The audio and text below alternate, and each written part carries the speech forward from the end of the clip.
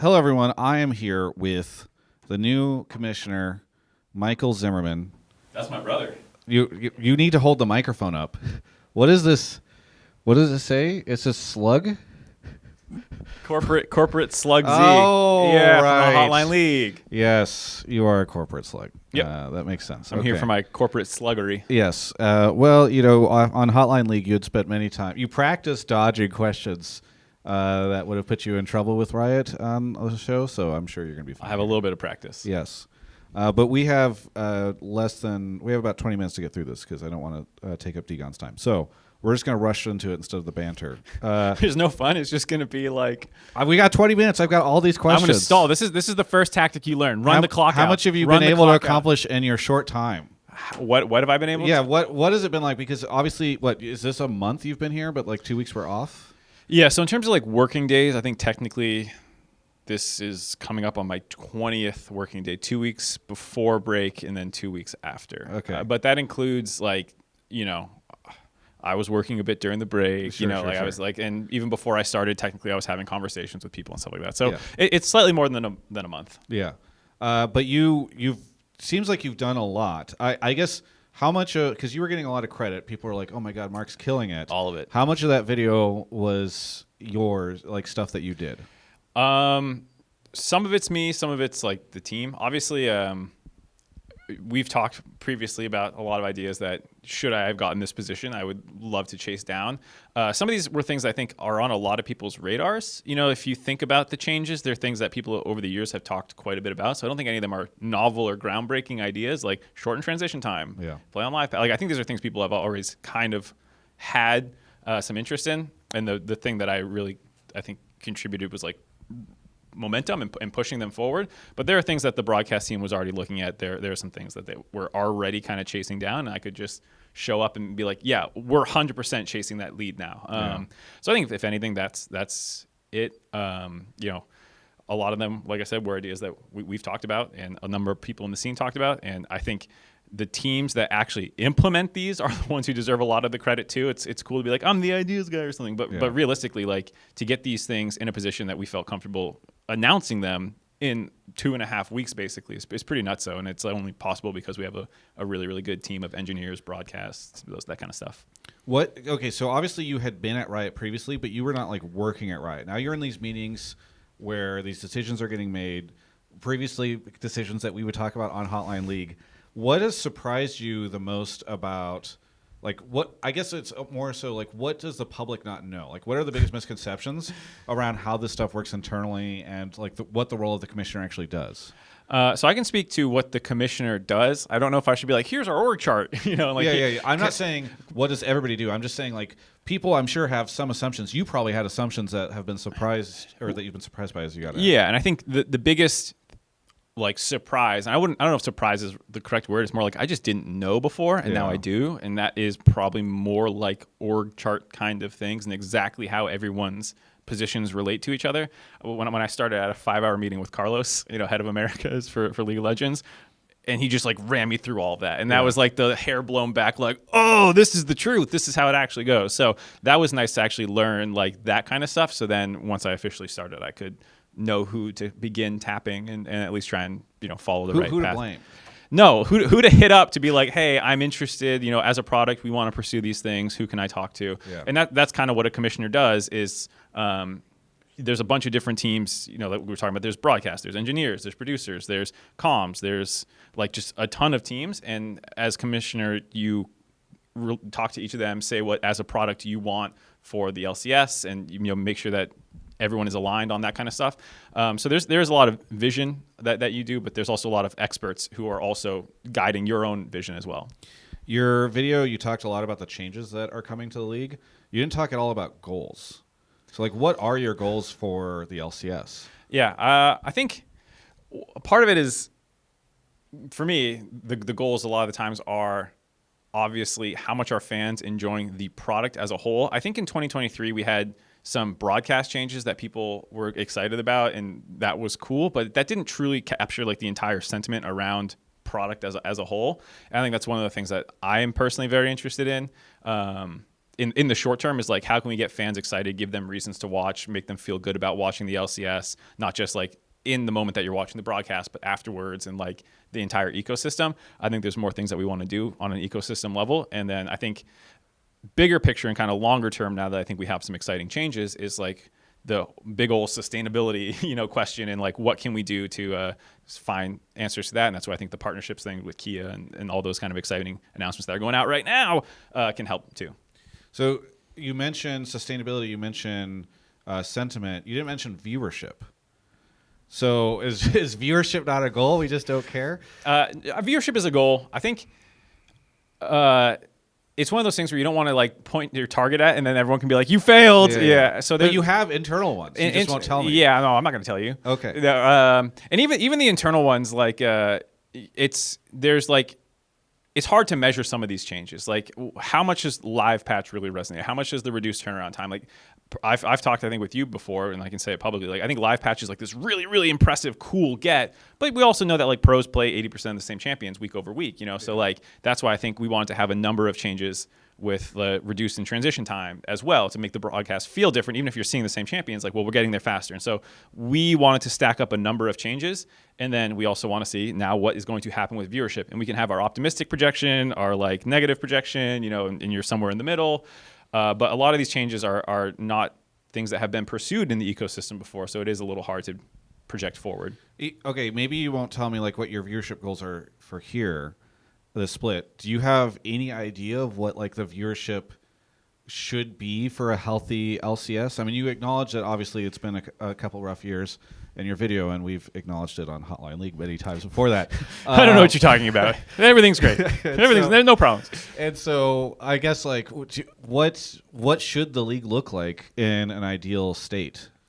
I mean, if you're trying to pin me down on like a specific number, I'm not going to do that. I'm not going to fall for that. I think obviously the number one thing is like reversing trend. I think if you look at trend over the past couple of years, not just 2023, which I know gets harped on a lot, but there has been a negative trend for a couple of years. And I think one is just reversing that trend. And regardless of the quantity that it goes up, the first thing is like it's got to start going up. Yeah. And so I think that's a big win right away. If we get week one viewership data back and we're up X%, we'll be pretty happy.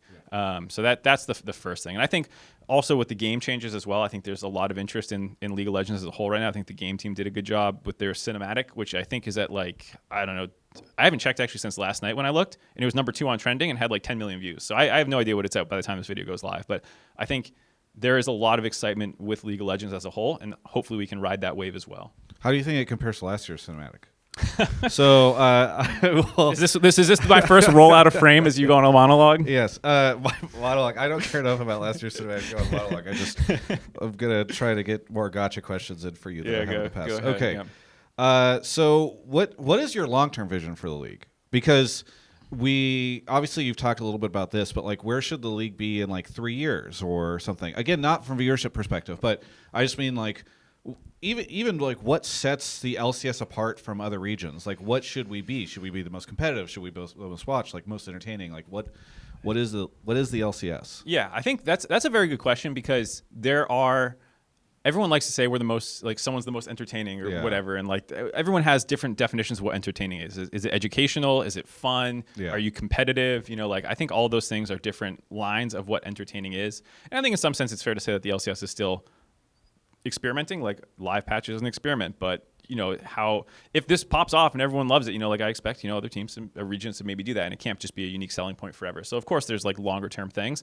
I also believe that esports is always one of these things where you have to stay flexible. So like I don't want to have like the 3-year vision and then year 2 is like completely different. So I think for me, here's one thing I'd like to be able to do. I'd like to be able to speculate as Mark and that not be like the product official line, which is something that I think as I navigate this position, I will inevitably mess up sometimes. But speaking as Mark and not like, here's the official LCS product. Yes. This is our goal.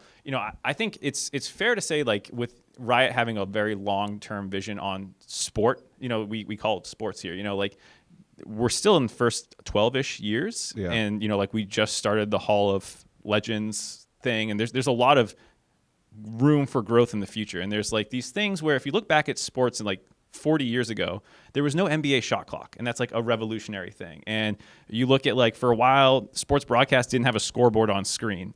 And there's like these innovations that happen in sports that these days no one talks about. But like, where are we in that life cycle is a question that I sometimes think about. Like, is reducing transition time one of these like shot clock-esque moments, where fans thought they liked it this way, but they really like it that way, and I think we want to stay fluid as we experiment as a product. What is the LCS supposed to be?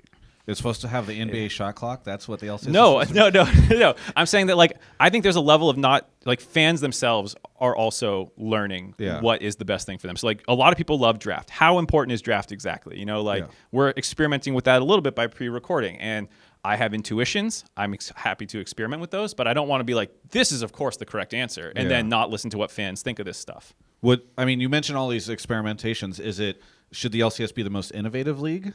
I think that's a good metric to say that. Like, I think one thing that's very nice with Global is they are willing to help us find these experiments. And it's one of the benefits for the North American office is that, we are just right here with them. So, it's very easy to tap them and be like, hey, we're thinking about this. Can we pursue this? What's the best avenues and this sort of stuff? So I think, definitely innovation is something that we're going to keep driving on. Is international success important for the LCS? Define that question a little bit better. What is importance? International success? Yeah. What is importance? Importance. Yeah. Like, is it important? Yes. Yes. Okay. I assume that's not the answer you want, though. Well, no. But like, is it an issue? Is it a problem? Is it something that you will make product changes to address if the LCS does not compete, does not become more competitive on the international stage? Yes. So competition on the international stage is definitely important, and it's something that we care about. I think we want to always make sure that our pros are in a position to compete and feel good, and that the regular season and the postseason, all these things are helping lead up to competitive success. I don't think we ever want to do anything that sabotages pros. I understand that with these changes, for example, I'm sure some people are curious about the effect of this, and that's something that we have said we are monitoring, the pro player experience as well to feel if these are super disruptive or not. Yeah. So like we think that there are things that can improve the fan experience. Sometimes those might cause friction for the pro players, but it's a balancing act and kind of trying to walk the line in that regard. In the video, you kind of said like, oh, we're experimenting these formats. I think you even mentioned best of ones by name.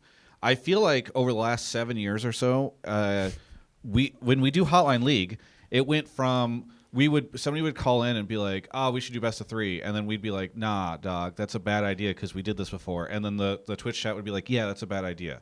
Yesterday, I tweeted like, genuine question, how many of you want what do you want? And 50+% of people said best of 3s, which is terrible news for me, in my opinion. But are you open to best of 3s? Yeah, I think we're open to continuing to evaluate the format. That is the most Riot thing you have ever said. Holy shit, it's happened. Well, just wait till I look over to my comms person and I go, hello. To evaluate the format. Okay, so again, this is where I would like to be like, that is a product position. Yes. And then me, and this is where, again, I'm trying to navigate this and give fans good answers that are not like committing us as a product to saying like, yep, summer's different. Because I don't want to make that commitment.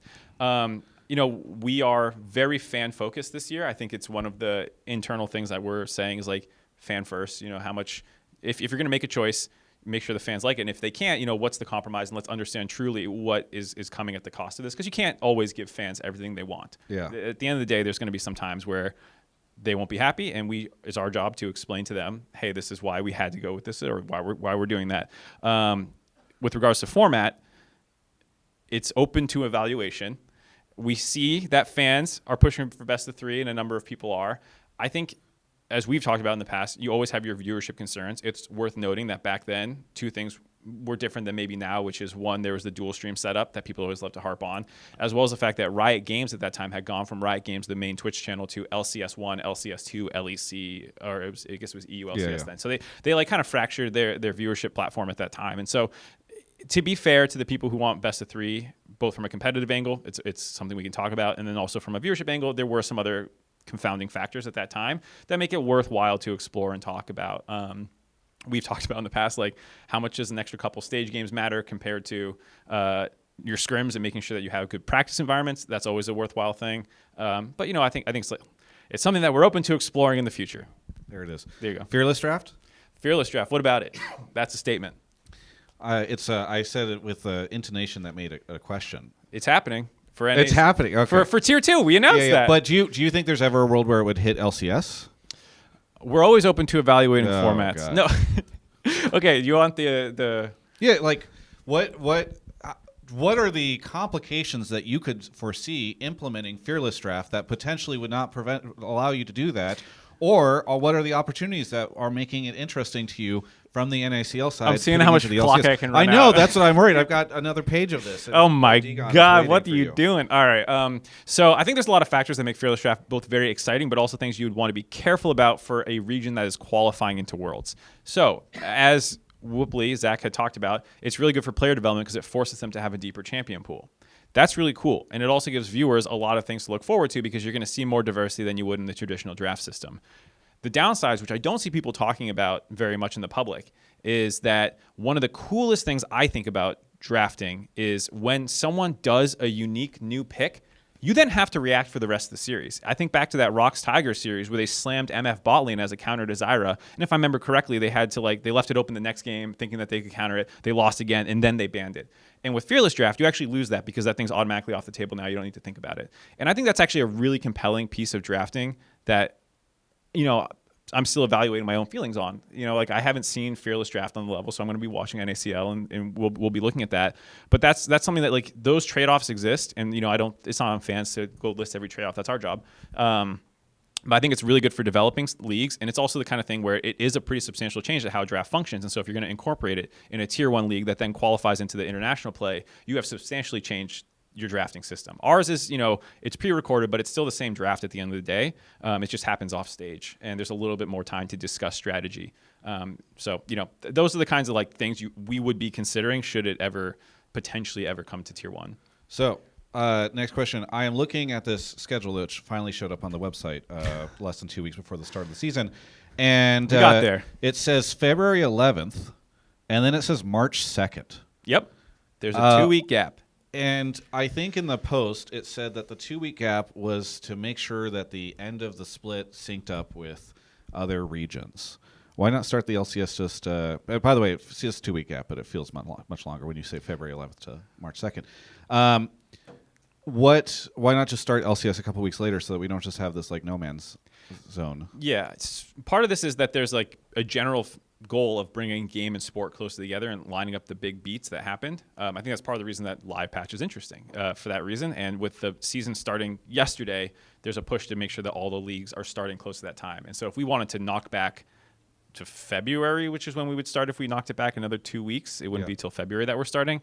That's so far away from the start of the season. That's out of line with the global kind of goals that they have. Is that goal superior to making sure there's not just a giant dead zone in the middle of the split? Well, I think that's our job to fill and making sure that there's content still coming out during that time period to keep fan interest up, to have marketing campaigns around getting fans back in on week 5, making sure that week 5 feels cool and all that sort of stuff. And so, yeah, it's something that is a challenge that's on us to solve, but I think it's not the end of the world. People have taken gaps before. This is not the first time a region has gone on hiatus for a week or two. So it's something that feels totally out of line to me. But of course, we'll see what fans think. And if they're like, that was the worst gap ever, we'll be like, okay, be way more conscious of those. I'm glad you mentioned week 5 because a Twitter user tweeted at you, me, and I think LCS official Miru West, I hope I'm saying that right, and asked why they can't buy tickets for week 5.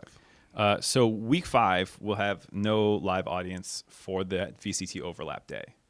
So that is something that is going to be the case. We have a new look. We'll still be in the Riot Games arena. We'll still be live on set. So there's no remote play, which is obviously something else we discussed in these sorts of things, because obviously one of the biggest initiatives was getting back on weekends.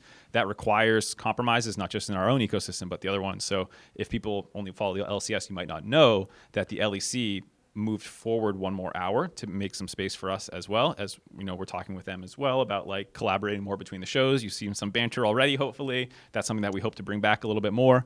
And then VCT also moved back 2 hours as well. So I think they're starting at 2 p.m. now PST.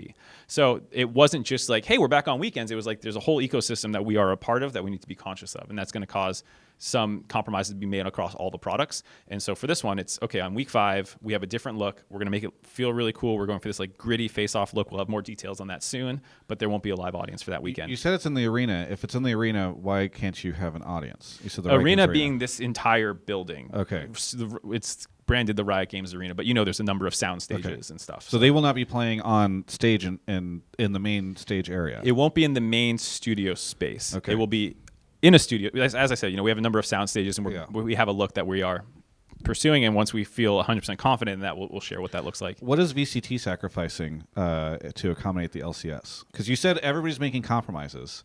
So what is VCT compromising on for the LCS? Well, I am not the VCT product lead. So these are, probably not the kinds of changes I should be talking about. I mentioned the start time one because that's, I believe, already public. But, I think it's something where as we work together, we will continue to talk about what each product needs and where we're compromising and stuff like that. So I don't want to speak for them. Yeah, I just I hope they are willing to compromise because sometimes it doesn't feel like they do. What happens if Immortals finishes bottom of the split again? They're not in playoffs. Did you know about this rule? That is, I am aware. I am book. aware. Yeah, I've read the rule book. I knew you'd go for this one. Yeah. I mean, why? How would I not? We have to speed up.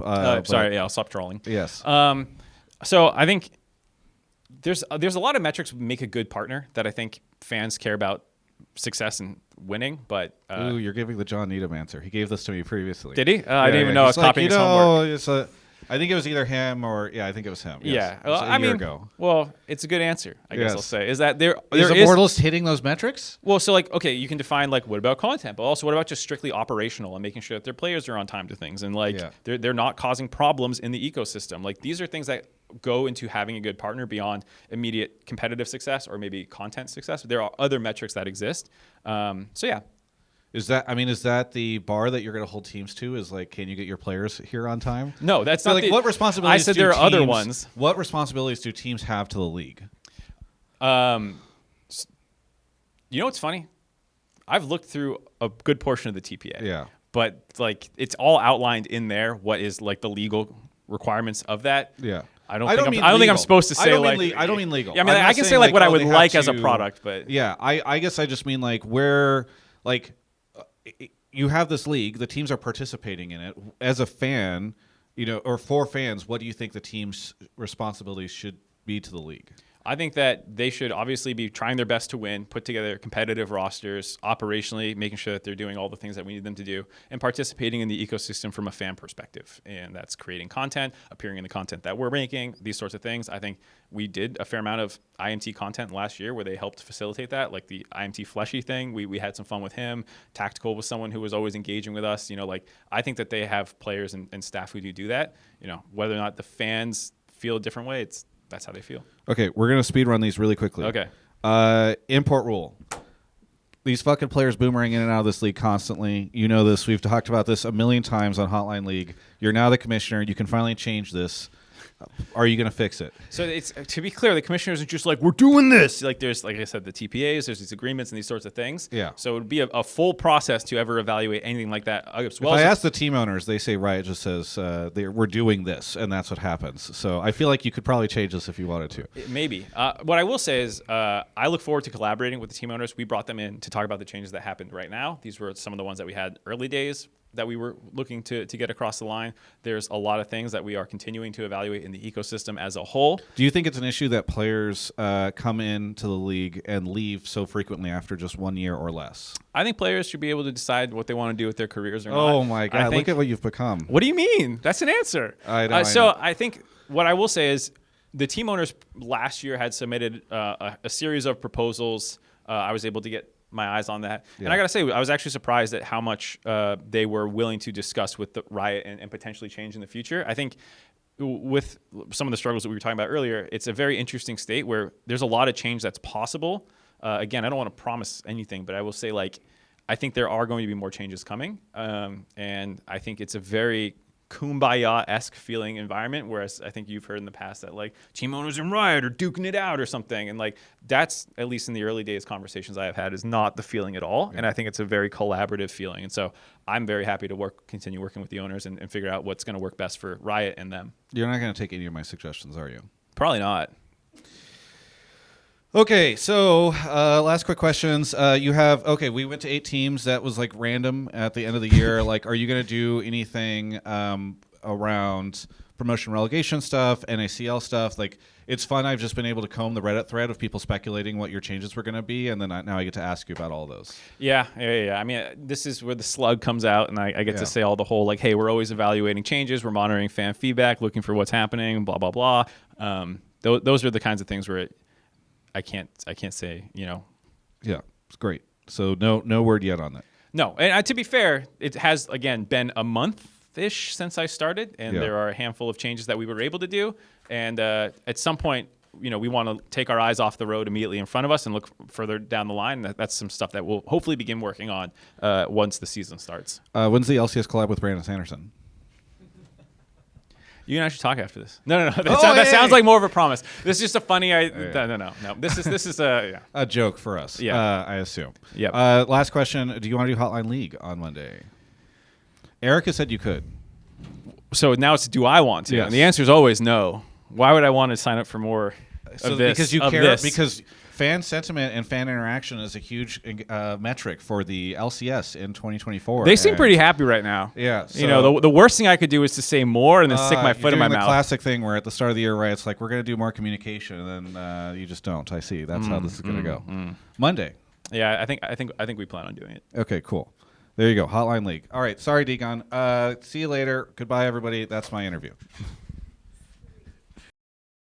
It's a new year, and not only does that mean a new season of the LCS, but it also means new Alienware products. You got to check out the new Alienware M16R2. It just got announced, and this notebook is beautiful. The M16R2 has been redesigned to be 15% smaller than its predecessor. It comes with up to an NVIDIA RTX 4070 GPU, and it's easier to travel with while still keeping your system cool while gaming with its new Cryotech thermal design for more efficient cooling. It has a stealth mode, allowing you to turn off RGB lighting and turn performance to quiet mode for more chill environments with a simple keyboard command. Thanks to Alienware for sponsoring this video, and be sure to check out the M16R2 in the description.